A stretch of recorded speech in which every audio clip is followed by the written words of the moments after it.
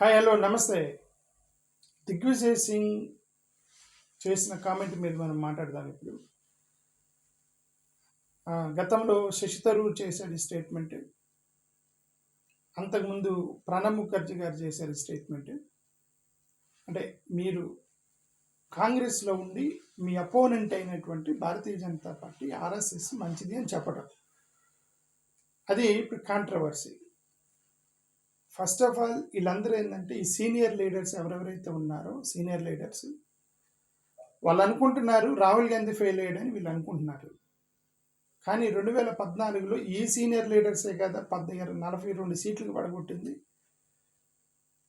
2014లో గవర్నమెంట్లో ఉన్న కాంగ్రెస్ పార్టీని 42 సీట్లకు పడగొట్టింది ఈ సీనియర్ లీడర్లే. మీరు 42 సీట్లకు పడగొడితే ఆ రాహుల్ గాంధీ అనే వ్యక్తి కష్టపడి నెక్స్ట్ ఒక 52కి 99కి లాక్ వచ్చాడు ఇప్పుడు అతను. నెక్స్ట్ మరి ఇంకా 99 నుంచి ఇంకా పడిపోతారా పెంచుతారో తెలియదు, బట్ ఇంప్రూవ్మెంట్ అయితే చేశాడు అతను. వీళ్ళందరి దృష్టిలో ఏంటంటే రాహుల్ గాంధీ అనే వ్యక్తి సరిగా చేయట్లేదు, చూడండి ఆర్ఎస్ఎస్ని చూసి నేర్చుకోండి, బీజేపీని చూసి నేర్చుకోండి అని పబ్లిక్గా ట్వీట్లు చేస్తున్నారు వీళ్ళు. 42కి పడగొట్టింది మీరు ఈ సీనియర్ లీడర్లే కదా. ఫస్ట్ ఆఫ్ ఆల్ వీళ్ళందరూ ట్రెడిషనల్ పొలిటీషియన్స్. రాహుల్ గాంధీ అనే వ్యక్తి ఆ ట్రెడిషన్ మొత్తం పక్కన పెట్టేశాడు. కాంగ్రెస్కి ఒక ట్రెడిషనల్ పాలిటిక్స్ అనేది ఉండేది కదా, ఆర్థడాక్స్ పొలిటీషియన్స్ సీనియర్ మొత్తం అది మొత్తం తీసి పక్కన పడేసి అతను ఇదంతా కాదండి వాళ్ళకి ఒక ఐడియా ఉంది, దానికి కౌంటర్ ఐడియా వేయాలని చెప్పి అతను వెళ్తున్నాడు. ఓకే సరే, ఏదేమైనా నేను అనేది ఏంటంటే వీళ్ళు ఇలా పబ్లిక్లో మాట్లాడటం వల్ల మీరు డౌన్ సైజ్ చేస్తారు మీ మెసేజ్ని. First of all internal conflicts వస్తాయి కదా. ఈ అపోనెంట్ నువ్వు గుడ్ అంటే ఇప్పుడు వాళ్ళేమో లెఫ్టిస్ట్ ఐడియాలజీ, లేదా రైట్ వింగ్ అంటారు వీళ్ళని. ఓకే, బీజేపీ ఆర్ఎస్ఎస్ని రైట్ వింగ్ అంటారు, వాళ్ళది లెఫ్ట్ అంటారు. Left centre. కాంగ్రెస్ కంప్లీట్గా లెఫ్ట్ కానప్పటికీ కూడా లెఫ్ట్ సెంటర్లో ఉంటారు వాళ్ళు. కమ్యూనిస్టులు లెఫ్టిస్టులు అనుకోండి, లెఫ్టిస్టులు, వీళ్ళు రైటిస్టులు BJP RSS. Congress at least left సెంటర్లో ఉంటారు, రైట్ సెంటర్ అయితే కాదు లెఫ్ట్ సెంటర్లో ఉంటారు. కొద్దిగా కమ్యూనిజం ప్లస్ సెంటర్లో ఏదో మేనేజ్ చేయడానికి ట్రై చేస్తున్నారు కాంగ్రెస్ వాళ్ళు. ఓకే, ఏదేమైనా సరే మీరైతే రైట్లో లేరు కదా. ఒక కాలువ ఉంది, ఆ కాలువకి రైట్ సైడ్లో వాళ్ళు ఉన్నారు, మీరు లెఫ్ట్ సైడ్లో ఉన్నారు. మీరు లెఫ్ట్ సైడ్లో ఉండి అవతలోడి మీద అది బాగుంది, వాళ్ళ స్ట్రాటజీ బాగుంది అని అంటే నువ్వు అటు వెళ్ళిపోవాలి ఇక, అంతే కదా. లెఫ్ట్లో ఉండి నువ్వు రైట్ వాళ్ళని పొగిడితే క్వశ్చన్ వచ్చేది నువ్వు లెఫ్ట్ కిందకు వచ్చావు, రైట్కి వెళ్ళాల్సింది కదా అని. ఆ రైట్కి అక్కడ బాగుంటే అక్కడికి వెళ్ళాల్సిందే క్వశ్చన్ వచ్చేది కదా. ఈ senior Shashi Tharoor, senior leaders లాంటి దిగ్విజయ్ సింగ్ లాంటి వాళ్ళు వీళ్ళు ఇదే చేస్తున్నారు. Okay, first of all neutral ఓటర్ని కన్ఫ్యూజ్ చేస్తారు మీరు. ఫస్ట్ ఓటర్లను కన్ఫ్యూజ్ చేస్తారు వీళ్ళు. ఓటర్లకి అదే చెప్తున్నా కదా, లీడర్లు లెఫ్ట్ వెళ్ళాలా రైట్ వెళ్ళాలని డెసిషన్ తీసుకున్నప్పుడు ఓటర్లకు కూడా లెఫ్ట్ వెళ్ళాలా రైట్ వెళ్ళాలని ఉండేది, డెసిషన్ ఉంటుంది ఓటర్లకు కూడా. లీడర్లకైనా అంటే లెఫ్ట్ ఆర్ రైట్ అనేది డెసిషన్ తీసుకునే ఆప్షన్ ఓటర్లకి లేదా, ఓటర్లకు కూడా ఉంది లెఫ్ట్ ఆర్ రైట్ అనేది. ఆ ఓటర్లని లెఫ్ట్ ఆర్ రైట్ అని ఆలోచించామని వీళ్ళు కన్ఫ్యూజ్ చేస్తారు ఫస్ట్. ఇప్పుడు రైట్ వింగ్ ఐడియాలజీ చెప్తున్నటువంటి బీజేపీ ఆర్ఎస్ఎస్ వాళ్ళు కరెక్టా, లేకపోతే ఈ కమ్యూనిస్టులు వీళ్ళు ఈ సెక్యులర్ వాదులు చెప్పేది ఇది కరెక్టా అని ఆలోచించే వాళ్ళకి అలాంటి ఓటర్లని కన్ఫ్యూజ్ చేస్తారు వీళ్ళు, ఈ సీనియర్ నాయకులు. అది నేను అనేది. ఓకే, ఏ ఎన్నికలైనా సరే గెలవాలంటే ఇట్ ఈస్ న్యూట్రల్ ఓటర్స్ గెలిపిస్తారు. కాంగ్రెస్ ఓట్ బ్యాంక్ కాంగ్రెస్కే ఉండేది, బీజేపీ ఓట్ బ్యాంక్ బీజేపీకే ఉండేది, ఎవరు ఓట్ బ్యాంక్ వాళ్ళకు ఉండేది. అవి అట్లా మారరు. బట్ గెలుపు ఓటమిని నిర్ణయించేది న్యూట్రల్ వ్యక్తులు. ఆ పార్టీ మంచిదా ఈ పార్టీ మంచిదా అని ఆలోచించుకుంటూ ఉంటారు మధ్యలో. వాళ్ళని నీ అపోనెంట్ మంచోడు అని చెప్పి నువ్వే నెడతావు వాళ్ళు అపోనెంట్కి, అంతే కదా. ఇప్పుడు ఎవరో ఆలోచిస్తున్నారు మోడీ గారు మంచిదా, మోడీ గారి పార్టీ మంచిదా, రాహుల్ గాంధీ పార్టీ మంచిదా అని ఎవరో ఆలోచిస్తున్నారు. న్యూట్రల్ ఓటర్ రేపొద్దున వాళ్ళే డిసైడ్ చేసేది ఎవరు గెలవాలి అనేది. రాహుల్ గాంధీ ఫ్యాన్స్ రాహుల్ గాంధీకి వేస్తారు, మోడీ ఫ్యాన్స్ మోడీకి వేస్తారు. బట్ ఈ న్యూట్రల్ ఓటర్ ఆలోచిస్తాడు, వాడు గెలిపిస్తాడు. యాక్చువల్లీ ఓడగొట్టాలని గెలిపించాలని న్యూట్రల్ ఓటర్లు. ఒక వ్యక్తి ఆలోచిస్తుంటే ఇంతగా ఆయన మంచోడు ఈయన మంచోడు అంటే ఇప్పుడు దిగ్విజయ్ సింగ్ నెట్టాడు, వాళ్ళే మంచోళ్ళని అటువైపు నెట్టాడు అనమాట. అంటే న్యూట్రల్ ఓటర్ని నీ అపోనెంట్ వైపు నువ్వే నెడతావు. అది నేననేది. ఓకే.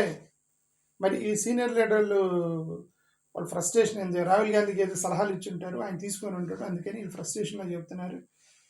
రాహుల్ గాంధీ మేము సలహాలు ఇచ్చాము, నువ్వు సరిగ్గా మా మాట వింటలేదు, చూడు వాళ్ళని చూసి నేర్చుకోండి, అది ఇది అన్నావు. ఏమంటే గవర్నమెంట్లో ఉన్న పార్టీని తీసుకొచ్చి 42 పడగొట్టింది సీనియర్లే.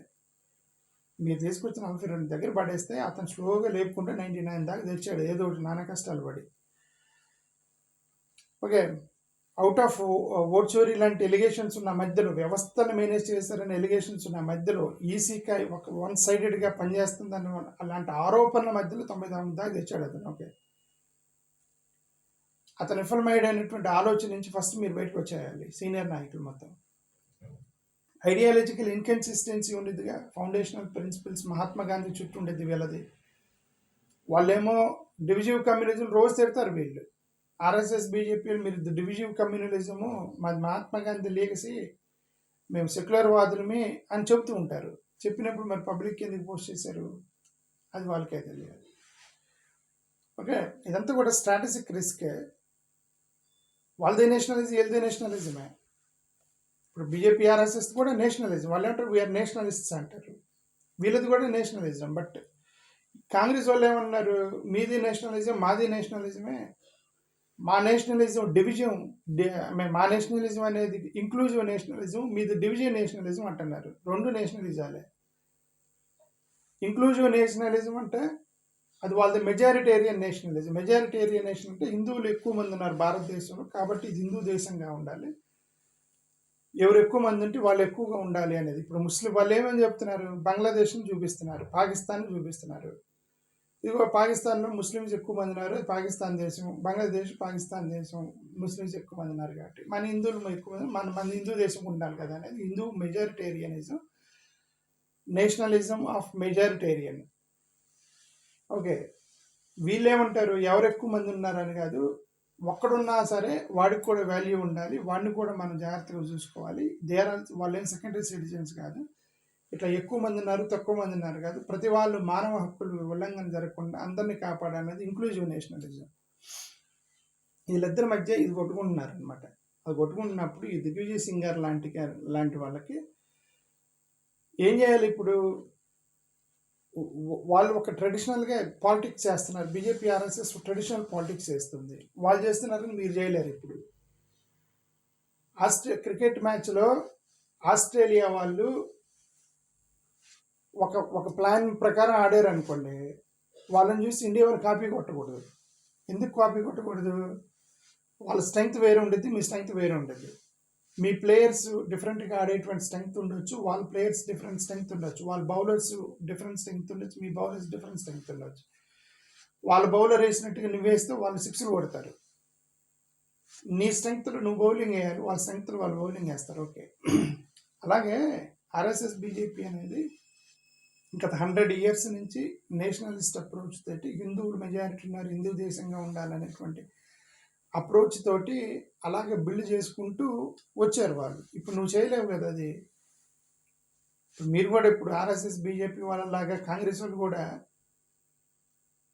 హిందుత్వవాదం పట్టుకుంటే మీకు ఒక కోటి కూడా వేయరు. ఎందుకు, హిందుత్వవాదులు 100 సంవత్సరాల నుంచి బిల్డ్ చేసుకున్న ఐడియాలజీ వాళ్ళది, వాళ్ళు కోటేస్తారు, మీకు ఎందుకు వేస్తారు? ఇప్పుడిప్పుడుగా కాంగ్రెస్ హిందుత్వవాదం ఎందుకు నీకు ఓటేయరు కదా, ఎందుకంటే 100 years నుంచి బిల్డ్ చేసినటువంటి పార్టీ అది. ఓకే.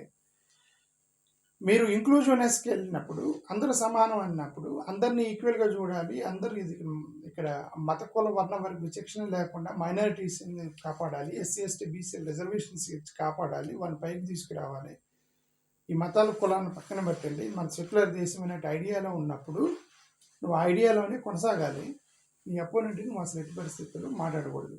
ఈయన మాట్లాడండి, నిన్న ఒకటి వేసాడు ఈయన.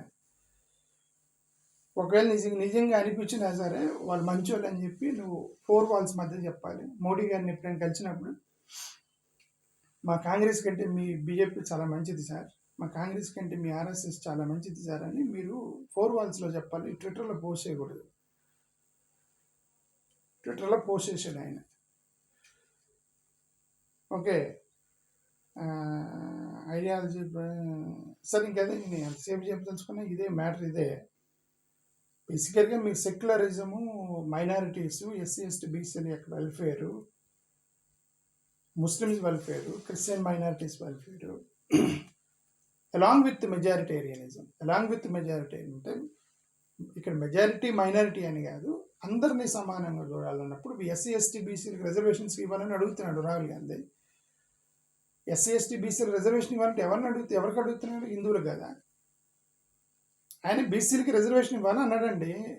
ఈ సెక్యులర్ పార్టీలన్నీ బీసీలకి రిజర్వేషన్ ఇవ్వాలని అడుగుతున్నారు. ఎవరు? వాళ్ళందరూ హిందువులు కదా. హిందూ వ్యతిరేక ఎట్లా అవుతాడు? ఇప్పుడు రిజర్వేషన్ ఇవ్వమని అడుగుతుంది హిందువులకే కదా. 50% జనాభా ప్రాతిపదికన రిజర్వేషన్ ఇవ్వండి అని రాహుల్ గాంధీ చెప్పింది హిందువులకే కదా. కాబట్టి అతను మతం గురించి మాట్లాడుతున్నాడు, రిజర్వేషన్ గురించి మాట్లాడుతున్నాడు, వాళ్ళ అవకాశాల గురించి మాట్లాడుతున్నాడు, ఎంప్లాయ్మెంట్ గురించి మాట్లాడుతున్నాడు. వాళ్ళకి ఇది ఎక్కట్లేదు, మతం ఎక్కుతుంది, మతమే మైండ్లోకి పోతుంది. ఓకే, ఇవన్నీ మైండ్లోకి వెళ్తలేదు ప్రజలకి. బట్ అది ఎక్కువ కాలం కొనసాగదు. ఏదో రోజు రియలైజ్ అవుతారు. ఏమని? ఉద్యోగాలు, education, employment, economy, agricultural development, industrial development, ఇవన్నీ కూడా చాలా ఇంపార్టెంట్ అని రియలైజ్ అయినప్పుడు ఓటర్స్ టర్న్ అరౌండ్ అవుతారు. ఓకే, ఓటు చోరీ జరిగిందని మీరు ఆరోపణలు చేస్తున్నారు. ఆరోపణలు చేస్తున్నప్పుడు అంటే అర్థం ఆల్రెడీ ఓటర్స్ టర్న్ అరౌండ్ అయ్యారు, కానీ ఓటు చోరీ గెలిచారని మీరే చెప్పారు కదా. Then what is the need of damaging your own party? అదే నేను చెప్పింది, why you damage your own party, that's what I want to say that. Okay, anyway, thank you. These are all only two ideological issues. These are all only two ideological issues, but the two ideologies sustain. ఇద్దరు ఉండాలని కోరుకుంటాము. ఇప్పుడు వాళ్ళ idea కూడా ఉండాలి, వీళ్ళ idea కూడా ఉండాలి, చర్చ జరగాలి, ఏది మంచిదని ప్రజలకు వదిలేయాలి. One sided is not correct. Thank you, నమస్కారం.